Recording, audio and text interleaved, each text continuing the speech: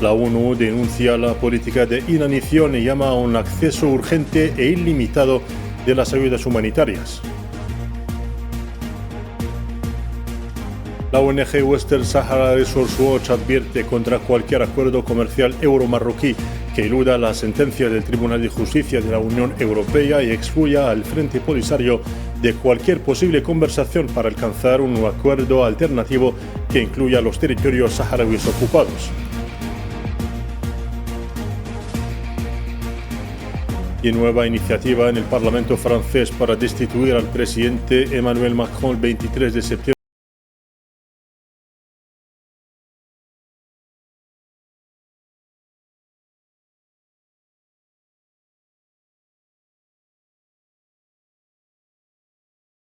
Bienvenidos a nuestro informativo. Comenzamos con actualidad en Palestina. Las fuerzas de ocupación sionistas han perpetrado desde la madrugada de este martes nuevas masacres contra palestinos en Gaza, destruyendo viviendas, tiendas de campaña que albergaban a desplazados y un mercado popular en el enclave asediado.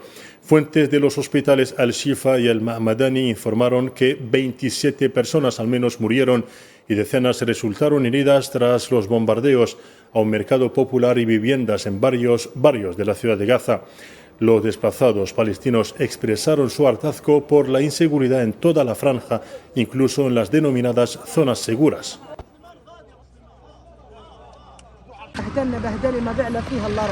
Nos humillaron, una humillación que solo Dios conoce. No sabemos a dónde ir. Lo que nos está pasando es una vergüenza, una verdadera vergüenza. ¿Dónde está el sur? Aunque muramos, no iremos al sur. El sur es peor que aquí. No hay seguridad, ni aquí ni allá. Es lo mismo.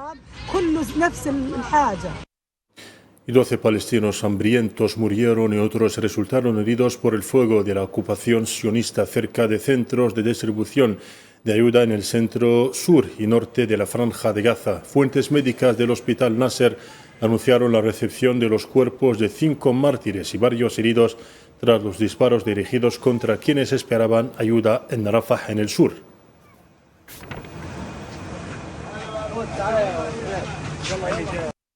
El Ministerio de Sanidad palestino en Gaza anunció que el número de muertos por la guerra de hambre librada por la ocupación sionista contra los palestinos en Gaza ha aumentado a 303 mártires, incluidos 117 niños.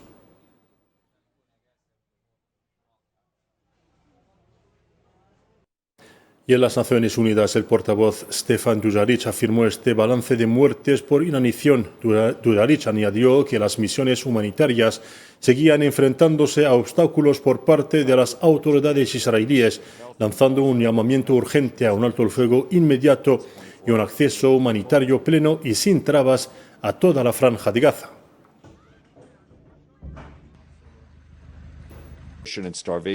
Nuestros colegas de la Oficina de Coordinación de Asuntos Humanitarios citaron hoy un informe del Ministerio de Salud de Gaza que indica que otras 3 personas han muerto por desnutrición e inanición en las últimas 24 horas, lo que eleva el número total de muertes reportadas a 303, incluidos 117 niños. Nuestros colegas humanitarios enfatizaron que con la hambruna confirmada en Gobernación de Gaza, las consecuencias humanitarias de las hostilidades en curso, del desplazamiento y de la obstrucción de la ayuda son aún más devastadoras para la población. Exigimos urgentemente un alto el fuego inmediato y el acceso humanitario pleno y sin trabas a toda la franja de Gaza para poner fin al sufrimiento de la población civil.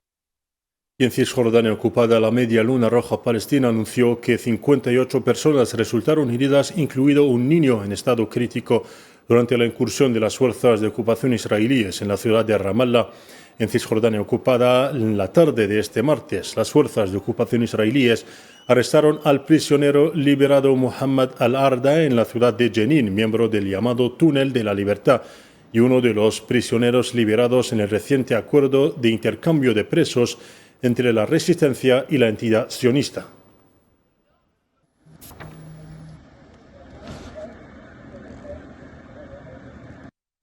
Y en este contexto, el canciller alemán Friedrich Merz enfatizó este martes que el gobierno israelí no debe imposibilitar el establecimiento de un Estado palestino. En una rueda de prensa conjunta con el primer ministro belga en la capital alemana, Merz añadió que la postura de Berlín era clara respecto a Gaza, así como respecto a los planes de asentamientos en Cisjordania que contravienen el derecho internacional, y recargó que Alemania no estaría de acuerdo con esto.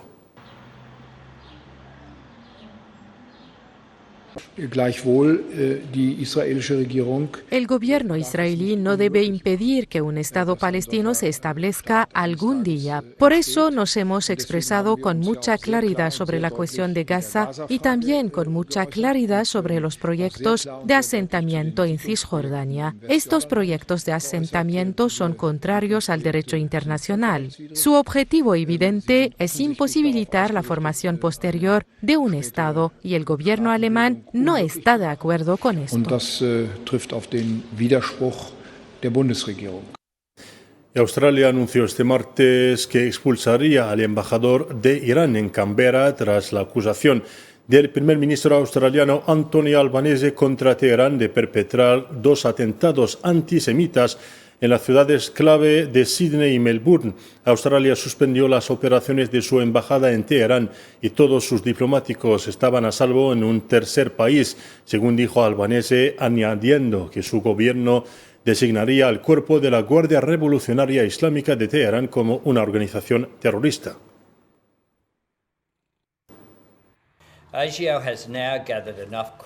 La Organización Australiana de Inteligencia de Seguridad ha recopilado suficiente información creíble para llegar a una conclusión profundamente inquietante, que el gobierno iraní dirigió al menos 2 de estos ataques. Hace poco informamos al embajador iraní en Australia de su expulsión. Hemos suspendido las operaciones en nuestra embajada en Teherán y todos nuestros diplomáticos se encuentran ahora a salvo en un tercer país. También puedo anunciar que el gobierno legislará para incluir el cuerpo de la Guardia Revolucionaria Islámica de Irán en la lista de organizaciones terroristas.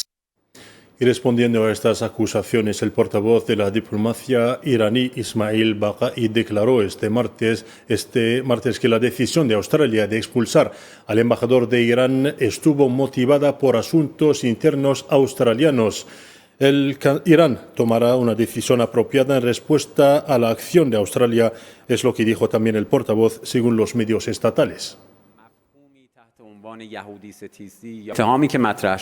La acusación formulada es absolutamente rechazada. En esencia, el concepto de antisemitismo no tiene cabida en nuestra cultura, historia ni religión. Este problema, este concepto, este fenómeno es un fenómeno occidental y europeo. El acoso al pueblo judío por su religión es un problema relevante para Europa, y ellos mismos deben rendir cuentas por su historia, que continúa hasta nuestros días. Desafortunadamente, en estos casos recurren a la culpa para justificar sus políticas anti-iraníes. Lo que está claro es que esta decisión parece haber sido influenciada por los acontecimientos internos en Australia. En el expediente del nuclear iraní, Irán ha reafirmado su compromiso con la diplomacia para alcanzar una solución mutuamente beneficiosa en su problema nuclear. Esto se produjo durante una reunión de altos funcionarios de Irán, así como de Francia, Reino Unido y Alemania, conocidos como la Troika Europea, celebrada este martes en Ginebra. En la reunión se abordó la exigencia de las potencias occidentales de que Irán reanude las inspecciones nucleares y reactive la diplomacia, o se enfrentará a la reimposición de las sanciones levantadas en virtud del acuerdo de 2015. Tratándose del Sáhara Occidental, el Observatorio Internacional Western Sahara Resource Watch ha expuesto las maquinaciones de la Comisión Europea para concluir un nuevo acuerdo comercial con el ocupante marroquí, eludiendo así la decisión del Tribunal de Justicia de la Unión Europea. La ONG confirmó que Dinamarca, que actualmente preside el Consejo de la Unión Europea, presentó una solicitud de autorización para iniciar negociaciones comerciales con Marruecos el 20 de este mes con el fin de mantener las importaciones procedentes del Sáhara Occidental ocupado. La ONG consideró esta decisión controvertida y advirtió contra la exclusión del Frente Polisario, único representante legítimo de los saharauis, de cualquier posible negociación. Cualquier negociación comercial o mecanismo de seguimiento solo será creíble si garantiza la plena participación del Frente Polisario, reconocido por el Tribunal de la Unión Europea como representante del pueblo saharaui. Sin su participación, dichos mecanismos y negociaciones no cumplirán el compromiso de la Unión Europea de respetar la autodeterminación. El vicepresidente del Partido Nacional Rifeño, Yuval Ghaddiwi, denunció la brutalidad del Mahsen contra representantes del Estado saharaui durante la 9ª Cumbre Internacional de Tokio sobre el Desarrollo de África, la TICAD. Durante un seminario organizado por el partido en Girona, España, el Ghaddiwi responsabilizó al régimen marroquí de sus provocaciones contra los saharauis en foros internacionales, lo que llevó a los organizadores de la cumbre de la TICAD a asignar un guardaespaldas a la delegación saharaui para protegerla de posibles ataques de grupos allegados al Mahsen.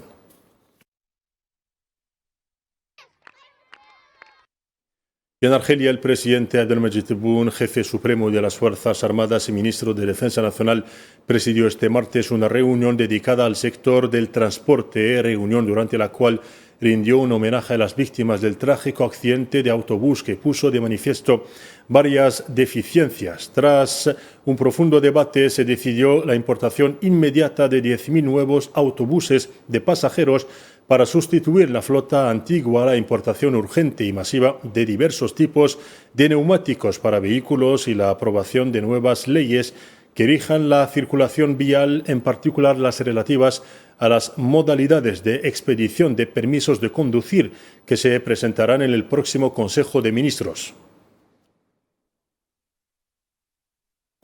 El Consejo de Paz y Seguridad de la Unión Africana adoptó los resultados de la reunión de Argel sobre la lucha contra el terrorismo, reconstrucción, posconflicto y desarrollo. En una declaración, el Consejo instó a la implementación inmediata de los primeros resultados adoptados e instó a todos los Estados miembros a fortalecer la cooperación con los subcomités responsables del expediente para que puedan cumplir su mandato.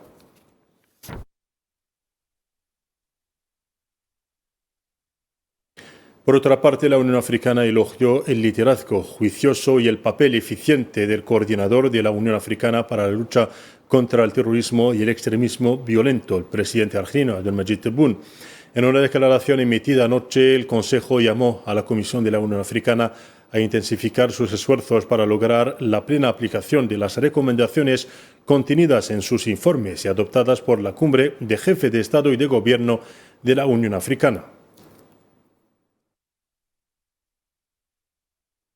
Y en Francia, el líder del partido Francia Insumisa, Jean-Luc Mélenchon, reveló que ha iniciado un proceso de destitución contra el presidente francés Emmanuel Macron mediante una moción que se presentará a la Asamblea Nacional el próximo 23 de septiembre.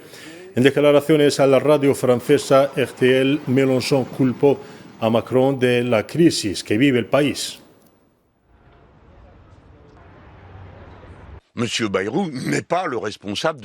Señor Bayrou no es el único responsable de la situación en la que se encuentra. También lo son quienes lo precedieron con sus malas políticas económicas y su mala gestión, como la del señor Macron. Así que si alguien es responsable, es el presidente de la República. Hace exactamente un año presentamos una moción de censura y les informo hoy que la volveremos a presentar el 23 de septiembre y presentar, además de la moción de censura, que probablemente ya no servirá para nada, dado que el gobierno habrá caído, presentaremos una moción de destitución.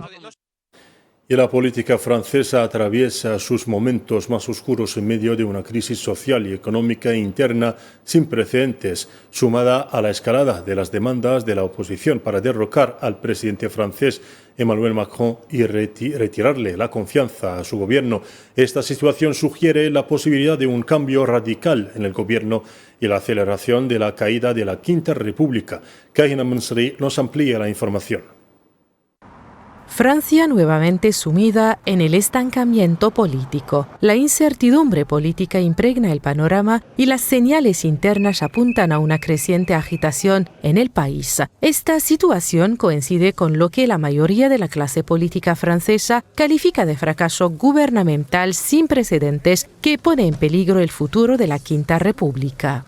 Ce qui est à l'ordre du jour, c'est évidemment le passage à une sixième république. Lo que figura en el orden del día es obviamente el paso a una sexta república, corrigiendo como la Quinta República intentó corregir los excesos de la cuarta que imposibilitaron la toma de decisiones políticas. La Quinta República ha llegado a su límite porque confía un poder excesivo a una persona que puede gobernar durante tanto tiempo sin mayoría. La acumulación política ha llevado a una situación que plantea profundos interrogantes sobre el futuro, a la luz de la sucesión de acontecimientos, comenzando con la disolución del Parlamento, pasando por el nombramiento de varios gobiernos en menos de 2 años y la guinda del pastel, la próxima sesión parlamentaria para votar la confianza en el gobierno de François Bayrou. Para numerosos partidos, la responsabilidad incumbe a los predecesores de Bayrou, en particular Emmanuel Macron.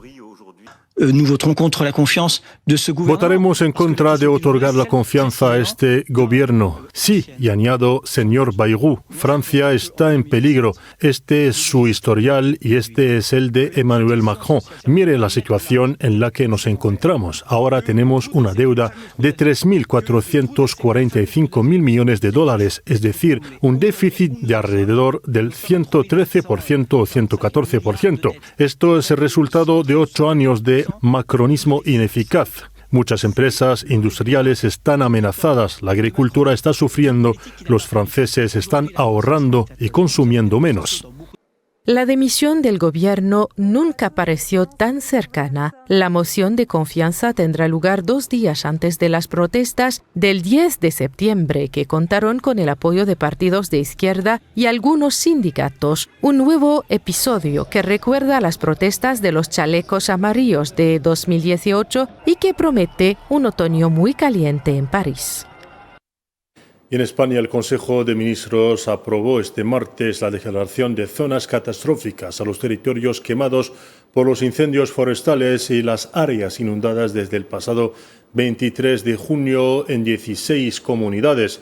El ministro del Interior español, Fernando Grande Marlaska, ha señalado que estas emergencias, que han cuantificado en 113 de ellas, grandes incendios forestales, son la mayor catástrofe de los últimos años.